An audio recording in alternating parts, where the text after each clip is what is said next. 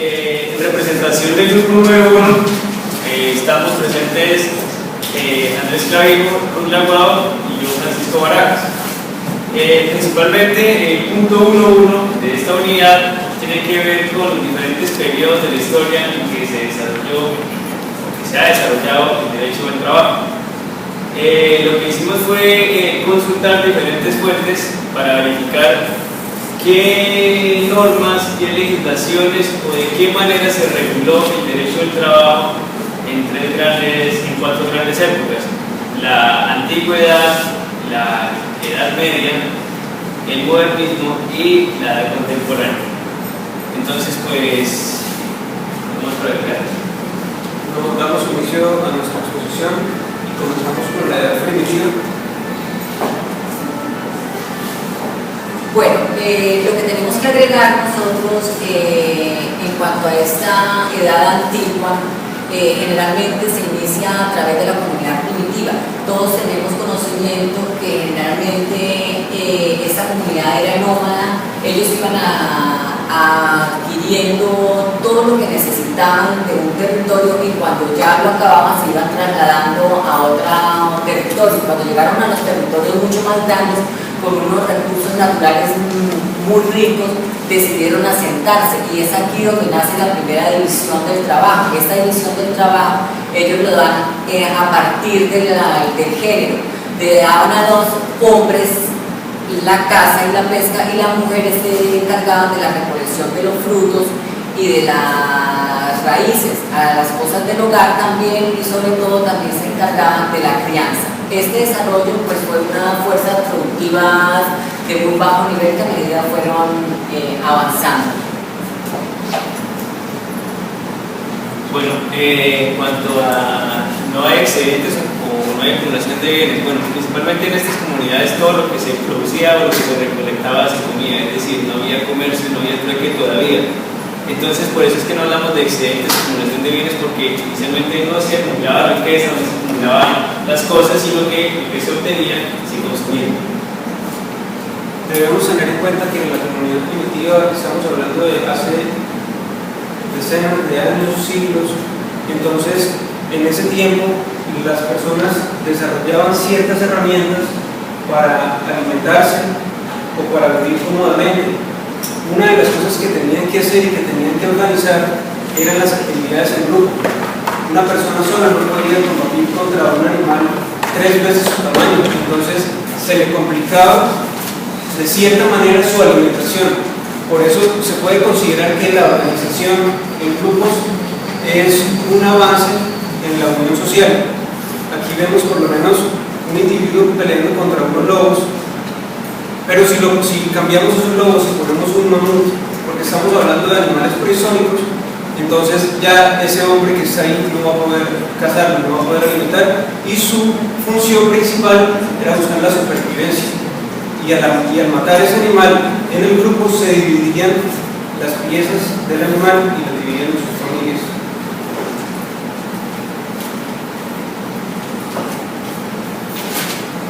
Luego pasamos a la edad antigua. En esta edad encontramos el esclavismo. ¿Qué se nos caracteriza del esclavismo? Aquí encontramos el hombre explotado por el hombre, encontramos los términos de amo y de esclavo. Generalmente empezaron a darse ciertas organizaciones, pero estas organizaciones se dieron generalmente en los hombres libres, los cuales ellos podían realizar ciertas actividades por las cuales recibían una remuneración, y hablamos ya de los primeros contratos laborales, los cuales se llamaban collajes efectivos. Bueno, respecto a la jornada de trabajo, ya se empezó a través de la ley de Malthus, se empezó a hablar de que teníamos 2 momentos en el día, la luz y la noche, es decir, la luz del día era para trabajar y la noche para descansar. Principalmente lo que se buscaba es que la jornada de trabajo no fuera extensa, que no fuera algo que no tuviera interrupción, sino que en algún momento del día había que detenerse. Entonces, así fue como se dividió el día en 2 momentos, uno para trabajar y otro para descansar. Podemos considerar que el Código Hammurabi es el estatuto más antiguo que se ha encontrado en la antigua Mesopotamia. Aquí se establecían los precios, honorarios, salarios y responsabilidades de los trabajadores. Aquí Aquí lo vemos, esta es la escultura que se encontró.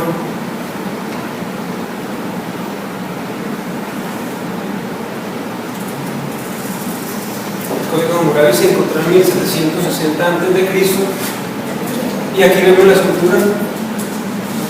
Esta escultura, pues como ya lo dijo mi compañero, se dio en antiguo Mesopotamia.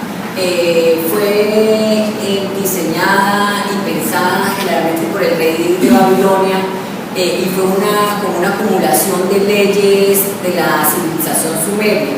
¿Qué buscaban ellos? Fueron como empezar a reglamentar las relaciones del amo y del siervo. Entonces se empezaron a establecer a cada uno los derechos y los deberes. ¿Qué es importante rescatar de acá? Que este Código Hammurabi ya se empezó a hablar sobre una jerarquización de la sociedad. Aquí encontramos a los hombres libres, encontramos a los Mutkem, que era como la sociedad intermedia y los que no eran ni hombres libres ni eran esclavos. También encontramos los barcos, que eran los esclavos, pero que ya a medida que iba pasando el tiempo se le fueron considerando ciertos derechos. ¿Estos derechos en qué consistían? En darle a ellos la posibilidad de formar una familia, de casarse y de hacer ciertos negocios para que ellos pudieran adquirir sus bienes. En cuanto a los precios, como lo decía Andrés, ellos se fueron especializando a través de ciertas actividades. Un ejemplo es que los médicos establecían sus honorarios de acuerdo a las personas que iban atendiendo. Si atendían a esclavos, pues tenían un precio; si atendían a hombres libres, tenían otro precio.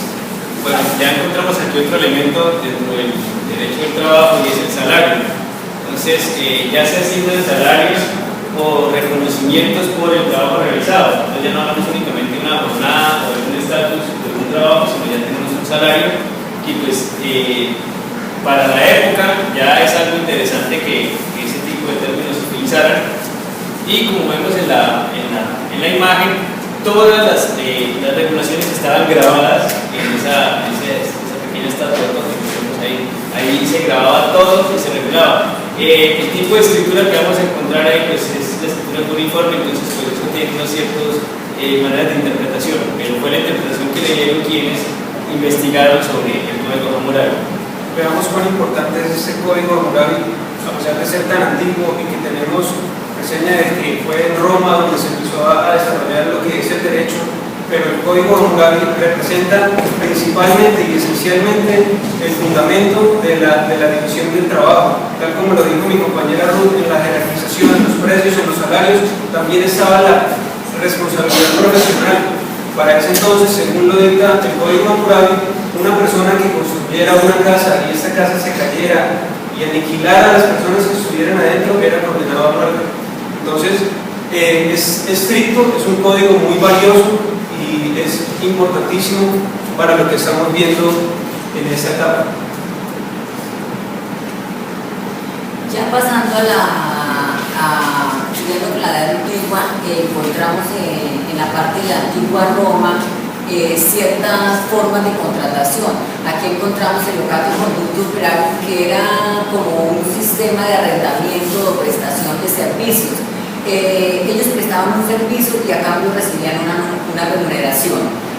La única diferencia es que la persona que los contrataba estaba siempre vigilando la actividad del contratista. Bueno, en otra modalidad también de prestación de servicios está el que por voluntad del trabajador ofrecía sus habilidades artísticas o manuales para realizar cierto tipo de trabajos, y él se obligaba a entregarle a quien decidía hacer un trabajo él mismo. Es decir, aquí ya no vemos la supervisión estricta de quien lo contrataba, sino era el mismo trabajador quien se obligaba a cumplir con su trabajo, y obviamente pues más adelante recibía su remuneración, pero era un trabajo voluntario de parte del trabajador, pero a su vez remunerado según el trabajo que hiciera, y principalmente se da en las labores artísticas manuales, incluidas pues la arquitectura también. Ese tipo de contratos se daban en ese tipo de... Por último encontramos el mandato, que el mandato lo conocemos, lo vimos en clase de Derecho Romano. Es una prestación que se da de manera gratuita, es un contrato gratuito y se encarga principalmente de prestar un servicio intelectual en aquella época.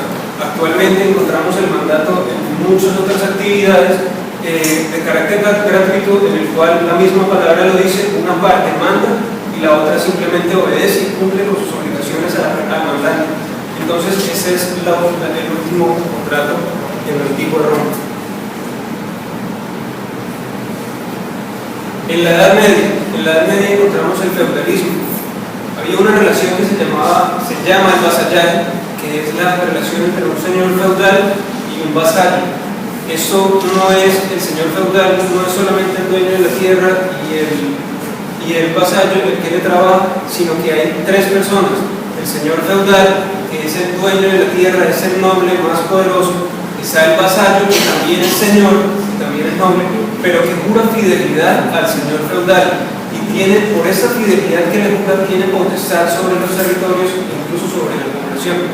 Este vasallo tiene la capacidad de tener esclavos que laboren a él para cumplir con todos los requisitos para el señor feudal. Dentro de los tipos de relación laboral que encontramos en la Edad Media, específicamente en el feudalismo, el cual pues ellos se fundamentan es en las grandes extensiones de tierra. Encontramos los colonos y la servidumbre. Generalmente pues aquí no vemos como gran cambio en la relación de explotar al hombre, pues se sigue presentando. En los colonatos, el colono simplemente lo utilizaban para explotar la tierra, como un esclavo, así como se utilizaban a la antigua. Y encontramos la servidumbre, donde encontramos a los latifundistas, que son el señor latifundista que tiene las grandes extensiones de tierra y utiliza al siervo para dar toda la siembra. Y ya cuando está la siembra, el que hace quedarse con la mayoría de la cosecha y solamente le da a su siervo esclavo una parte para que sobreviva y este le tiene que servir hasta el fin de sus días. Es lo que se caracteriza en la parte de la servidumbre.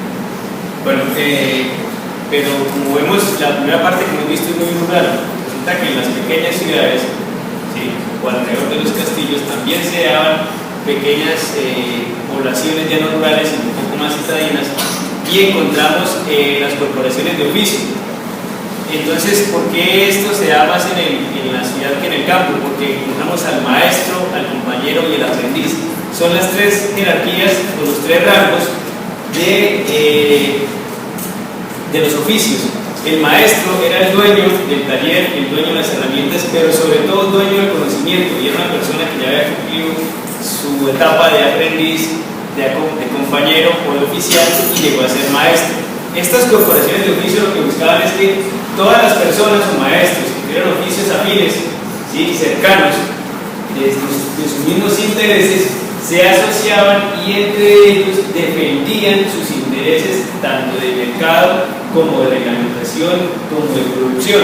Es decir, lo que ellos buscaban es que se protegiera el oficio de influencias externas o de que otros grupos llegaran y ofrecieran cosas diferentes. Estamos viendo que estas corporaciones de oficio son como el paso anterior a lo que viene en la edad moderna, en el Estado liberal, en cuanto a que estas corporaciones se volvieron unos pequeños sindicatos que defendían intereses, sindicatos que más adelante van a desaparecer por el nuevo tipo de Estado liberal que va a llegar. Pero estas corporaciones son principalmente la primera organización ya de intereses colectivos, de asociación que existió en la Edad Media y obviamente en nuestra historia.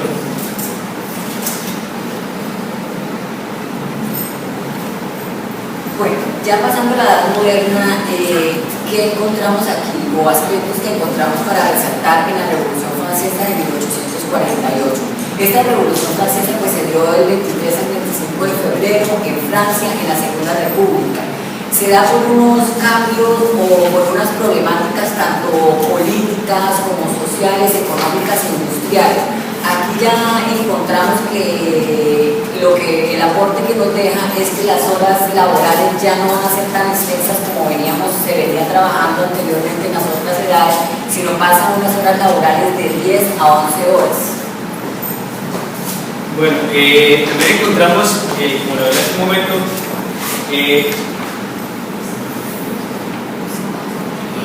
encontramos acá que los trabajadores, también conocidos como asalariados o proletarios, empezaron a conformar nuevamente sindicatos para exigir mejores condiciones laborales, y es cuando aparece el intervencionismo del Estado y los modelos socialistas que ya vimos con los diferentes modelos de socialismo, y de cómo las personas empezaron a exigirle a sus gobernantes y a los burgueses, que más adelante vamos a ampliar, mejores condiciones de trabajo. Es una época de cambios, es una época de choque, es una época en que la clase asalariada lucha en contra de un Estado liberal.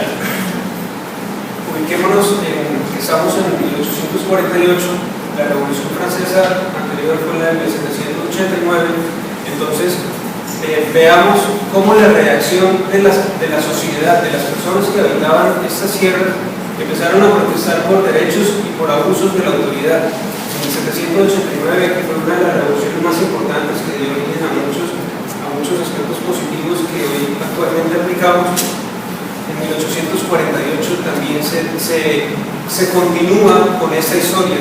Entonces, como anteriormente dice que se forman sindicatos para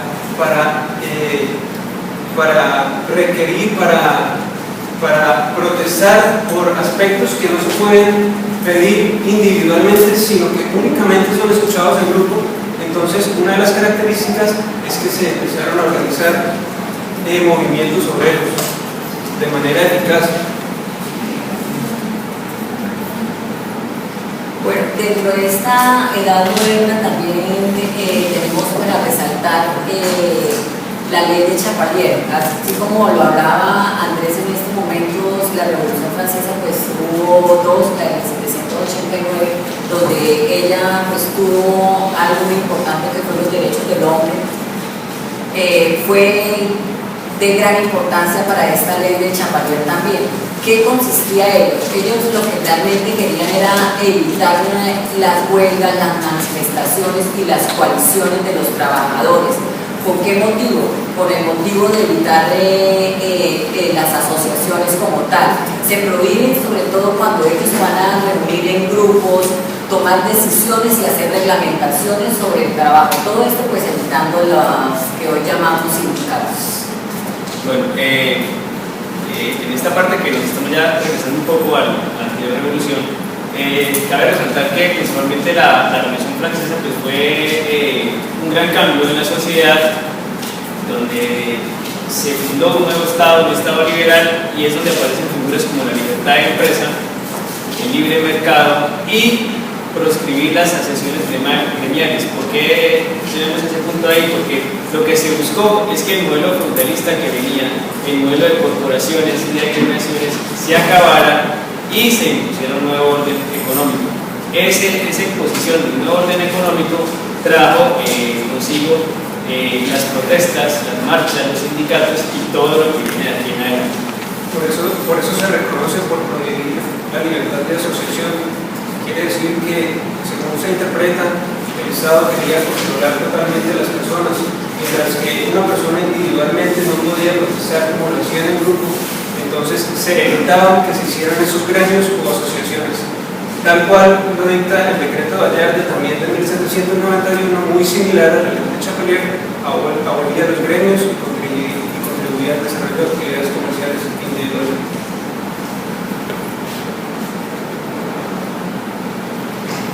Otro aspecto relevante para mencionar dentro de la edad moderna encontramos el capitalismo. Encontramos la revolución industrial, que generalmente lo que hizo fue aumentar el crecimiento de la riqueza burguesa a costa del trabajo, de más horas laborales, de incluir en el trabajo a las mujeres, a los niños y sobre todo, ¿para qué? Para generar grandes cantidades de consumo. Bueno, entonces como respuesta a ese capitalismo aparece el socialismo. Más adelante vamos a desarrollar un poco, pero principalmente el socialismo lo que busca es el derecho al trabajo, ¿no? Un trabajo digno. Busca satisfacer necesidades de salud, educación, transporte y planación nacional. ¿Por qué ponemos planación nacional? Porque ya en el modelo de Estado socialista lo que se busca es que el Estado planifique la producción del Estado como tal, no la empresa privada o no la libertad de empresa que promovía el Estado liberal, sino que el Estado controlaba todo. Aparecen los trabajadores estatales, ¿por qué? Porque el Estado era el principal proveedor de trabajo, de lo que buscaba el socialismo. También el Estado, al tener el monopolio del trabajo, de la salud, de la educación, se convertía en una fuente de empleo que buscaba disminuir el desempleo, algo que se venía viendo en el modelo capitalista, y es que la máquina empezó a reemplazar al hombre, y al reemplazarlo, muchas personas quedaron sin trabajo, lo manual se convirtió en algo mecánico. Y en el aspecto individual del socialismo también aparecen legislaciones respecto a los tipos de contrato, tanto individuales como colectivos. Siguiendo con el socialismo, pues vamos a un personaje muy importante de lo que fue el socialismo utópico, que fue Robert Owen, uno de los padres del cooperativismo. Vamos un poquito a la historia. Robert Owen era un industrial muy poderoso. Él es de Inglaterra. Él se traslada y compra una tierra llamada Harmony en Indiana, en Estados Unidos, y esta tierra la convierte en una zona o en una fábrica donde les construye casas a todos sus trabajadores. Tenía aproximadamente 2.500 empleados. ¿Qué era lo que él buscaba? Él como socialista utópico, porque no lo pudo llevar más ya que fracasó en su intento, él le dio todas las posibilidades a las personas que habitaban allí. A los niños les daba educación y les reducía las horas de trabajo. Habían comedores comunitarios donde las personas podían hacer sus alimentos muy cómodamente. Una de las cosas es que dio luz a la fábrica, porque en la industrialización a los burgueses no les importaba cómo trabajaban sus empleados. Podían trabajar en las circunstancias más infrahumanas, que solamente les importaba era aumentar su producción. Elevó los salarios. Entonces este personaje dio un paso muy importante y por eso es considerado uno de los padres del cooperativismo y socialista utópico. Otro de los socialistas utópicos tenemos a Charles Fourier, cooperativista también, al contrario de Robert Owen. Charles Fourier estaba en contra de la industrialización. ¿Él qué propuso? Él propuso formar pequeñas organizaciones o comunidades de no más de 1.600 habitantes que fueran autosuficientes, de manera que ellos mismos pudieran producir todo lo que necesitaban. A eso lo llamó ellos falasterios. Estos falasterios se dieron generalmente en Estados Unidos y México. ¿Qué buscaba él con ellos? Tratar de volver a la mano de obra rudimentaria y artesanal, de manera que dejaran a un lado la industrialización y la tecnología. ¿Qué se consiguió con él realmente? Pues no fue mucho, pero sí logró como atenuar un poco las clases sociales, que fue como el aporte que hizo en esos momentos Charles Fourier.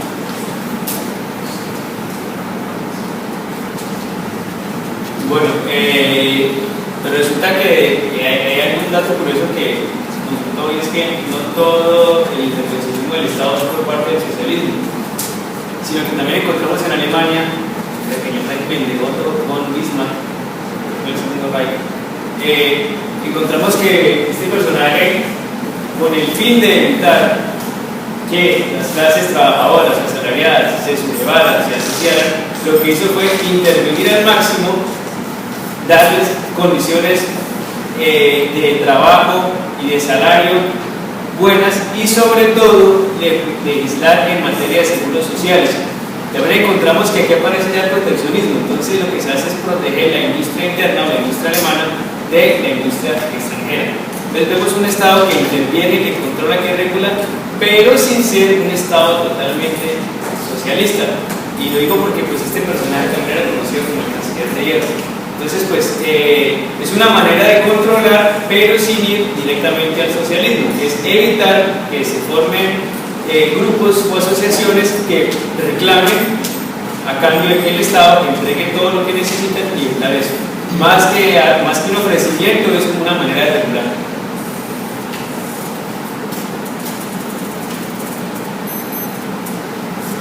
Nos vamos para la edad contemporánea y encontramos la OIT, Organización Internacional del Trabajo. Esa organización tiene su origen en el Tratado de Versalles en 1919, apenas termina la Primera Guerra Mundial, y se crea a partir de la reunión de gobiernos y de organizaciones de empleadores. Su labor más importante es dar recomendaciones. Entonces, como yo más o menos asocio la OIT siendo un organismo especializado de la ONU que cumple una función muy parecida, no tanto como la Corte Interamericana, que es dar recomendaciones, simplemente le da su aporte, su idea para mejorar las circunstancias de un país. Incluso visitando la página de la OIT vi que tienen unas actividades actualmente en cuanto a la mejora del trabajador, las mejoras para los trabajadores en el Perú. Entonces es una organización funcional que está al tanto día a día según las peticiones que se realicen dentro de los estados. Y aquí vemos algunas de las opciones. Pues una de las funciones más importantes que tenemos de la OIT es que generalmente ellos lo que buscan es la triparticipación de quién, del Estado, del trabajador, la empresa y de las asociaciones gremiales como tal. ¿Qué buscan ellos generalmente? Entablar proyectos, hacer evaluaciones, crear, modificar todo lo que tenga que ver con lo del trabajo en cuanto a los países asociados y demás. Generalmente pues ellos lo que buscan es proteger los derechos del trabajo en las personas.